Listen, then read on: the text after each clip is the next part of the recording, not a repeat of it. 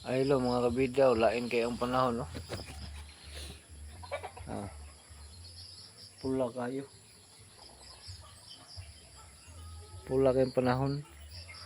Ang adlaw sa hapon pula mo ni ang timelhan sa mga kuan nga abri na ang kuan, abri ang pirtahan sa engkanto og sa mga tao. Pwede makagawas ang engkanto sa atong kalibutan. Kita og nakabalo sa tag-asa ang pirtahan nila, makasulod sa ta. Mao ni timelhan karon kuan na. Birnis.